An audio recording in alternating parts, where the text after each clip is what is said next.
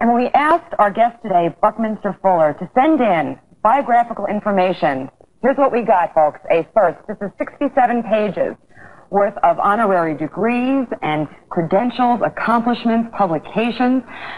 You have been called the greatest living genius. You have been called the Leonardo da Vinci of our time, the Benjamin Franklin of the space age, and you've also been called a crackpot. How would you describe yourself? That's a very average human being.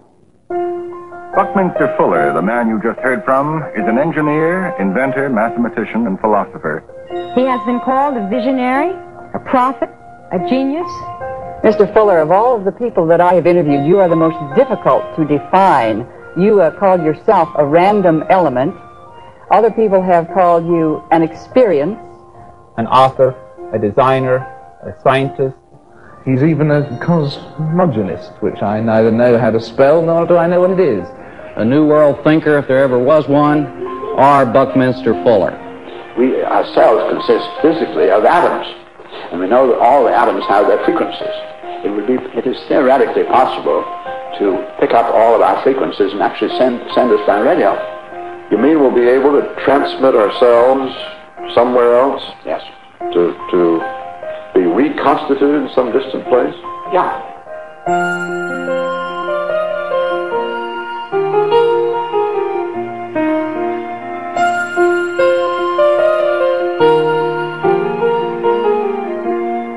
I was born at an extraordinary moment. In 1895, the year I was born, the X-ray was discovered. We could then see what had previously been invisible. When I was 3, the electron was discovered. When I was 7, the first automobile drove into the city of Boston. I was brought up being told that it was inherently impossible for man to fly. When I was 8, the Wright brothers flew. By the time I was 11, Marconi's wireless was in practical use to signal SOS. When I was 14, man got to the North Pole. When I was 16, he got to the South Pole. So impossibles were happening seemingly every day. Evolution is integrating all of humanity. We are accelerating together at a tremendous pace.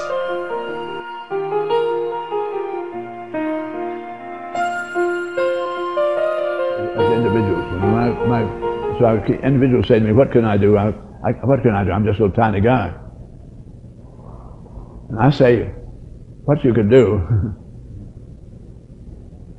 I'm repeating something I've said to you earlier, that we are really in the final examination. I did get last night to you where we function in the universe, and we're here for local universe information gathering and local problem solving in support of the integrity of an eternally regenerative universe. But integrity is the essence. In an invisible world, there's no visible aesthetics. In an invisible world, the only aesthetic is integrity. And that great computer world we're going into. So I simply say, I'm really confronting you with I've lived through all that because I was a comprehensive being. I kept the records.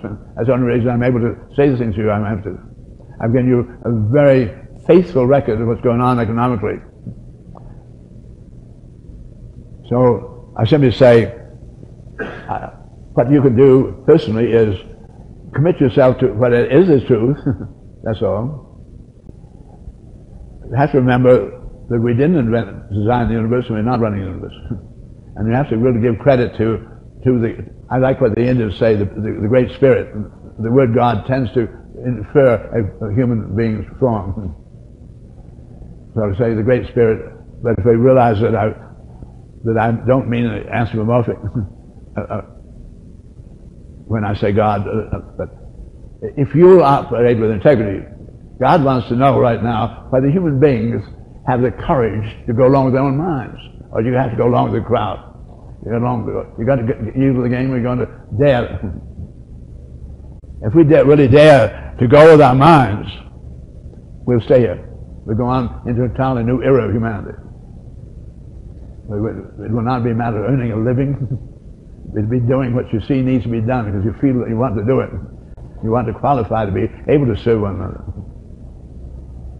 And nothing, you have no question at all about earning livings. And right, personally then, here we got 2 minutes of this session.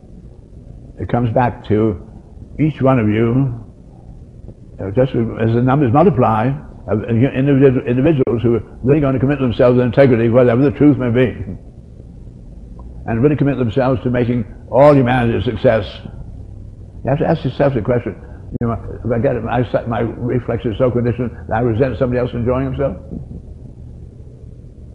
Am I really willing to really love my fellows? So if you do that, we will win.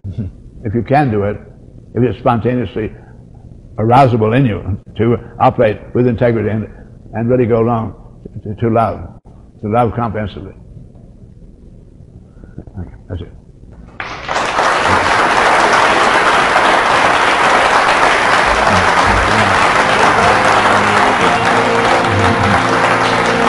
Thank you very much.